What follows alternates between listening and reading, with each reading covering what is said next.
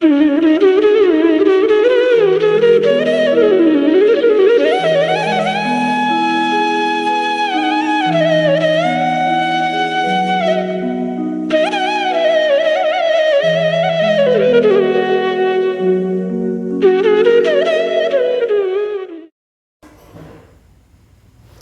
को हाथ जोड़कर प्रणाम और राधा राधा। वैदिक ज्योतिष पीठ में आपका स्वागत करते हैं। आज बात करेंगे मेष लग्न राशि वालों के लिए जुलाई का महीना कैसा रहने वाला है। जब भी हम आपको राशिफल हम बताते हैं तो ज्योतिष का जो कार्य होता है वो भविष्य बताने की अपेक्षा ये बताना ज़्यादा होता है कि जो आने वाला समय है, जो कमिंग टाइम है, आप उसको कैसे प्लान करेंगे। या हम ये कह सकते हैं how can you plan your coming time या योर फ्यूचर।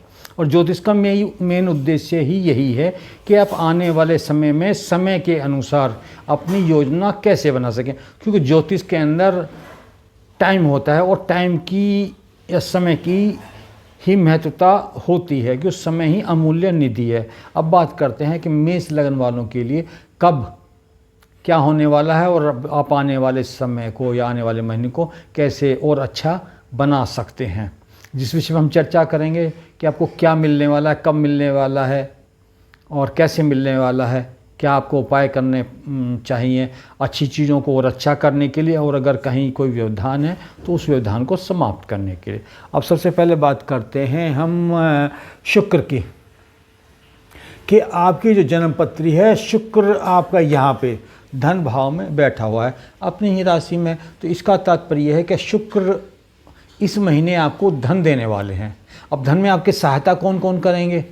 धन में कि जो शुक्र हैं आपका यहाँ के भी स्वामी हैं और यहाँ के भी स्वामी हैं, यानी कि आपके जो दाम्पत्य वाला भाव है उसके स्वामी हैं। तो धन कमाने में, धन दिलाने में जो फीमेल आपके, अगर आप बिजनेस है तो जो फीमेल कर्मचारी होंगे, जहाँ पे फीमेल मैनेजर्स होंगे, फीमेल अधिकारी होंगे, वो या आपकी पत्नी, अगर आपके साथ पार्टनर हैं तो वो आपको धन दिलाने में मदद करेंगे। जो कुटुंब के लोग हैं, जो आपके परिवार के लोग हैं, चाहे पत्नी हैं, माता है, माता तुल्य हैं, यानी कि कोई भी फीमेल है, कोई भी स्त्री वर्ग आपको धन दिलाने में सहायता करेंगे। इस आने वाले समय में जो जुलाई का महीना है वो आपको धन देने वाला। अब प्रश्न होता है कि वो कब आएगा। तो अगर आपके पास आपकी जन्मपत्री है तो उसमें महीने का समय निकालने के लिए हम सूक्ष्म दशा और प्राण दशा देखते हैं। जो महादशा है वो लंबे समय के लिए चलती है, किसी की 10 साल के लिए, किसी 20 साल के लिए, इसी तरह से अंतर्दशा और प्रत्यांतरदशा। लेकिन जब हम महीने का निकालेंगे या घंटे का कोई समय निकालेंगे तो आपको अपनी जन्मपत्री का जो सूक्ष्म दशा है और प्राण दशा है, जब भी सूक्ष्म दशा और प्राण दशा में आपका शुक्र का चक्र आएगा तो समझ लीजिएगा वो आपके बैंकों का जो बैलेंस है उसको बढ़ाएगा, वो धन देगा। और अगर आप कहीं सोना चांदी में, चाहे मेल फीमेल हैं, वो आभूषण लेना चाह रहे हैं, और कई लोग महंगे स्टोन्स हैं जैसे पुखराज है, नीलम है, मोती हैं, इस तरह की जो ऑर्नामेंट्स वो भी लेना चाहते हैं, चाहे आप बिजनेस पर्पज़ से लें और चाहे आप व्यापारिक पर्पज़ से लें, तो जो जुलाई का महीना है उन सब कार्यों के लिए उत्तम है। और सहायक रहेंगे आपके कुटुंबीजन, आपके पारिवारिक जन, पत्नी, आपके सहयोगी, आपके जो फीमेल कर्मचारी, माता या माता तुल्य जो भी लोग हैं वो सब के सब, और विशेषकर कुटुंबजनों से इस महीने जो जुलाई का महीना है आपको बड़ा विशेष सहयोग मिलने वाला है। अब बात करते हैं आपके सूर्य की। सूर्य आपके तीसरे भाव में है, कुंडली में योग कारक हैं, पंचमेश हैं, और मेष राशि वालों के लिए हमेशा योग कारक ही होते हैं। तो सूर्य आपके लिए विशेष फ़ायदा देने वाले हैं। आपकी विल पावर को बढ़ाएंगे। आपके जो सहयोगी हैं, चाहे आपके बिजनेस क्षेत्र के सहयोगी हों, आप चाहे जॉब कर रहे हो वहाँ पे आपके सहयोगी हैं, कुल मिला के जो आपके कलीग्स होंगे वो आपको सहायता और आपका सहयोग करेंगे। लेकिन उसके साथ साथ क्या है कि सूर्य की एक विशेषता और भी है कि जब विल पावर बढ़ा देता है तो कई बार कम्युनिकेशन को थोड़ा सा बिगाड़ देता है। आदमी थोड़ा सा ज़्यादा ईगो वाला हो जाता है और अपने आप को सुपीरियर समझने लगता है, वहीं हानि हो जाती है। तो आपको आने वाले महीने में, जुलाई के महीने में, इस चीज़ का ध्यान रखना है कि ईगो को थोड़ा सा नीचे रखना है। अगर आपका विल पावर बढ़ती है, आपका जोश बढ़ता है, आपकी एनर्जी बढ़ती है, तो उसे सही डायरेक्शन में लगाएं, सही जगह लगाएं। लेकिन जो आपके सहयोगी हैं उनके ऊपर क्रोध ना करें, अन्यथा हानि होने की संभावना रहेगी। दूसरा आता है बृहस्पति। बृहस्पति भी सूर्य के साथ रहें, और क्योंकि बृहस्पति और सूर्य दोनों मित्र ही हैं। फिर बृहस्पति आपके 9वें भाव के स्वामी भी हैं और 12वें भाव के स्वामी।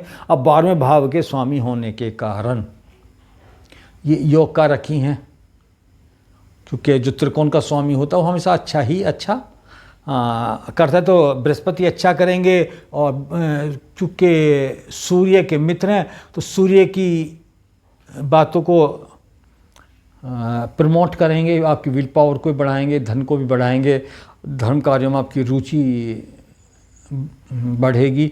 और जो आपके बड़े हैं, जैसे पिता हैं, दादा दादी हैं, नाना नानी हैं, यानी कि जो आपके फैमिली के बड़े लोग हैं, जो गुरुतुल्य लोग हैं, जो सलाहकार लोग हैं, उनसे आपको लाभ मिलेगा।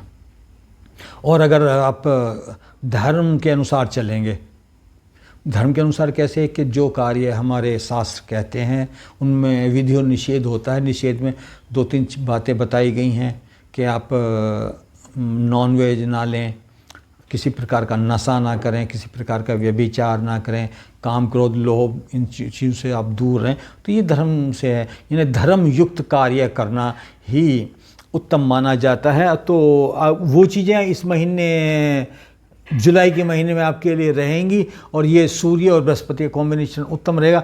लेकिन क्योंकि बृहस्पति यहाँ के स्वामी भी हैं, वैसे तो न्यूट्रल होता है, लेकिन 6, 8, 12 का स्वामी जहाँ बैठता है उन चीज़ों में कमी कर देता है। यानी बृहस्पति अच्छा तो है, चीज़ों को अच्छा ही करेगा, लेकिन कहीं ना कहीं आपकी, अगर आप कोई चीज़ गलत करने का, जो धर्म विरुद्ध करने का, या जो जिस चीज़ के साथ हमारे आज्ञा नहीं देते हैं उसको करने का प्रयास करते हैं, उसके माध्यम से धन कमाने का प्रयास करते हैं, तो बृहस्पति वहाँ पर अपनी टांग अड़ा ही देगा।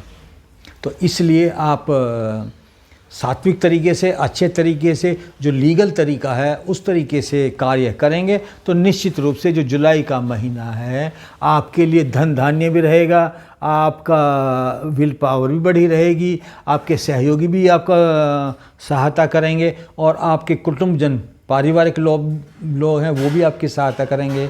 पत्नी भी सहायता करेगी, पत्नी से मधुर संबंध रहेंगे, और पत्नी के माध्यम से, अगर वो आपकी बिजनेस पार्टनर हैं या किसी भी तरीके, तो उनके माध्यम से भी आपका बैंक बैलेंस बढ़ने वाला है। अब बात करते हैं बुध की। अब बुध आपके लग्जरियस जो चीज़ें होती हैं, जो जीवन उपयोगी जितनी वस्तुएं होती हैं वहाँ पर हैं, और चंद्रमा के हैं, लेकिन चंद्रमा तो उनको मित्र मानता है, लेकिन बुध उनको शत्रु मानते हैं। लेकिन जो उन्हें मित्र मानता उनकी राशि में है, और तो ये वाला जो महीना है आपके लिए अच्छा रहने वाला है।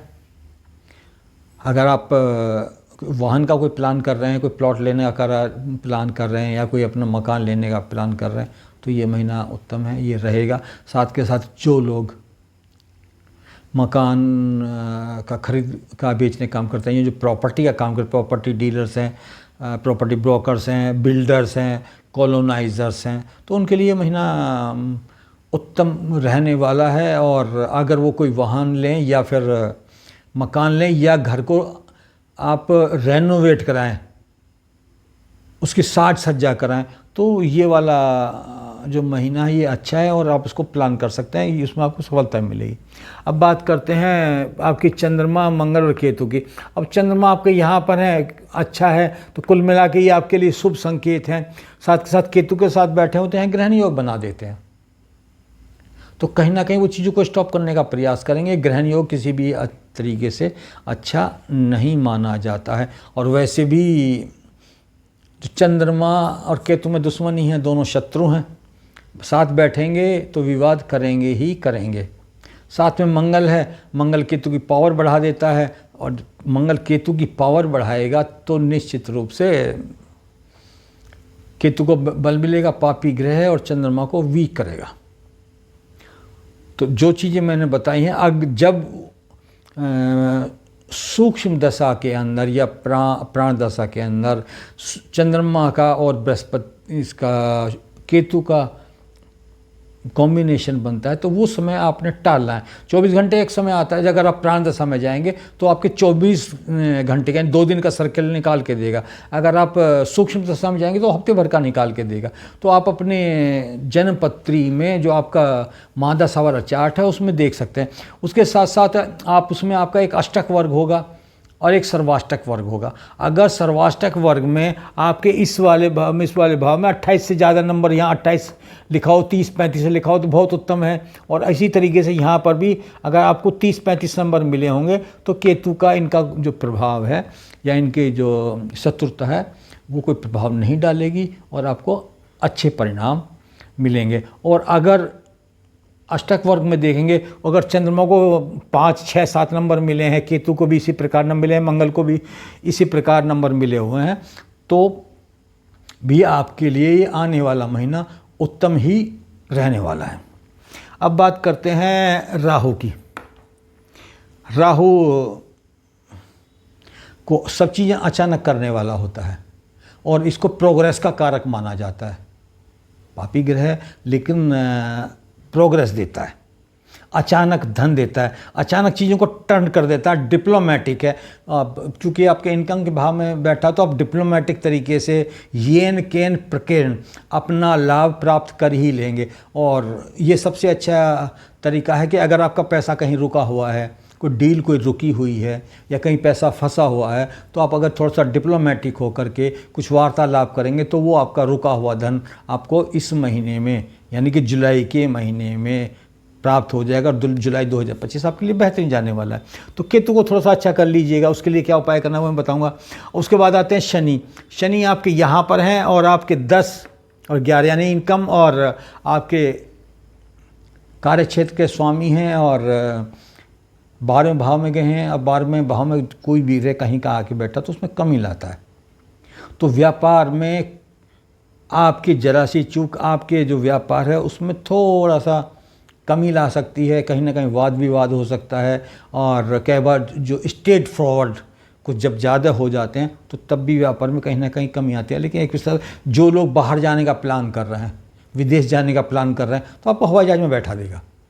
अगर किसी का पासपोर्ट के लिए अप्लाई किया हो तो पासपोर्ट बन के आ जाएगा। और अगर किसी का वीज़ा नहीं बन रहा है तो आप थोड़ी सी कोशिश कीजिएगा, आपका वीज़ा बन जाएगा। और अगर आपका टूर पेंडिंग है तो जुलाई का महीना आपको विदेश की यात्रा करा देगा। पानी के जहाज़ से भी करा सकता है और हवाई के जहाज़ से भी, जो हवा में उड़ते हैं उनसे भी करा देगा। तो विदेश जाने के लिए जो विदेश की प्लानिंग कर रहे हैं उनके लिए बहुत अच्छा है। थोड़ा सा प्रयास करेंगे क्योंकि शनि महाराज थोड़ी सी मेहनत चाहते हैं, थोड़ा सा पसीना बहाना चाहते हैं, थोड़ा सा आपसे कर्म कराना चाहते हैं। तो आप थोड़ी सी मेहनत करेंगे, थोड़ा सा एफर्ट्स करेंगे तो आपका वीज़ा भी बन जाएगा, आपका पासपोर्ट बन जाएगा और आपका विदेश जो टूर पेंडिंग पड़ा हुआ है किसी भी कारण से तो वो जुलाई के महीने में कंप्लीट होता नज़र आ रहा है। साथ के साथ राहु है तो आपको विदेश से इनकम भी करा सकता है।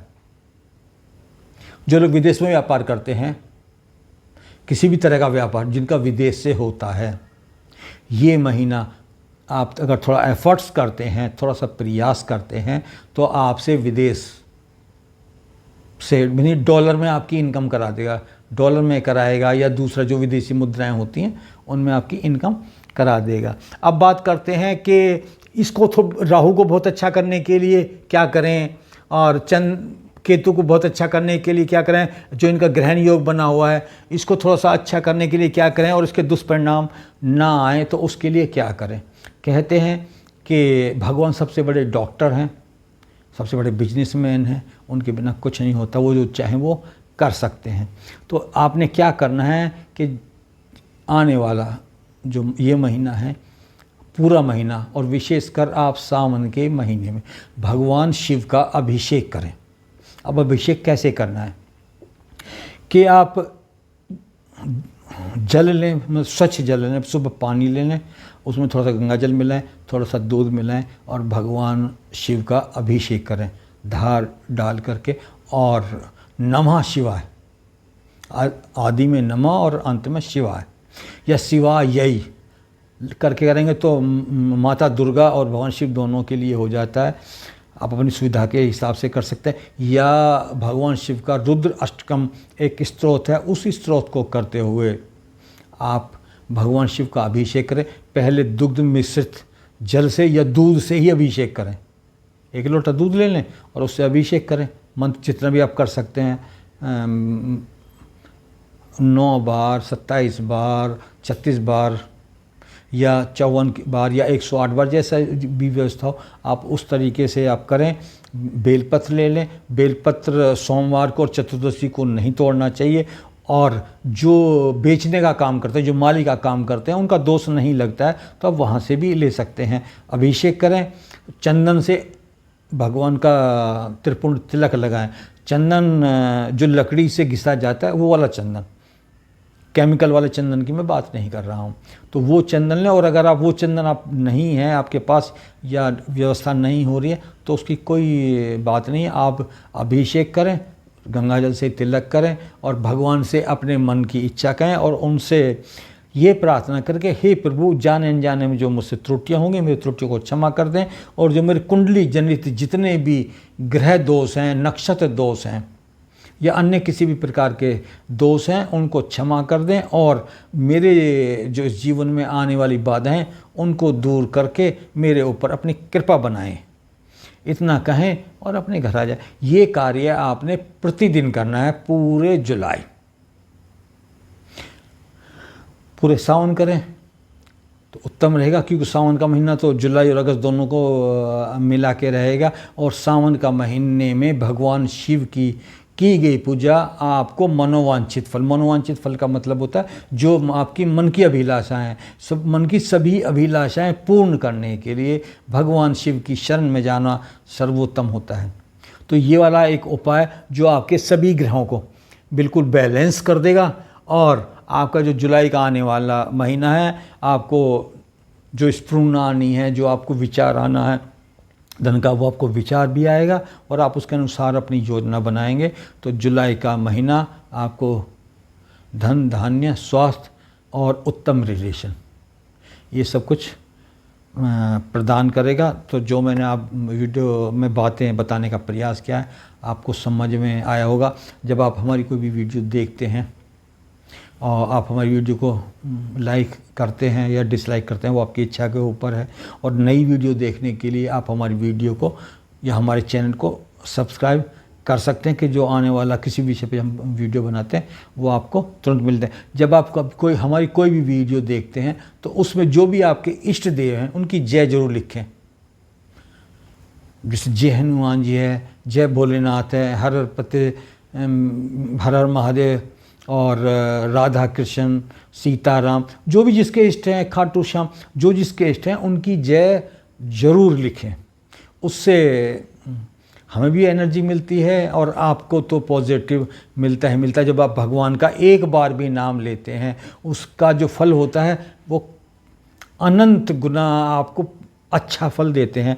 तो आप जब आप कमेंट्स में लिखेंगे तो बोलेंगे भी ज़रूर, और जितने लोग भी उस कमेंट्स को देखेंगे उतने लोग भी पढ़ेंगे, तो उसका लाभ आपको मिलेगा ही मिलेगा। तो ये मेरा निवेदन है कि जब भी आप हमारी कोई वीडियो देखें तो उसमें अपने इष्ट देव का जयकारा जरूर लगाएं। आज के लिए इतना। अगली वीडियो में फिर अगली राशि के साथ फिर आप लोगों से मिलेंगे। तब तक के लिए राधा राधा, जय भारत।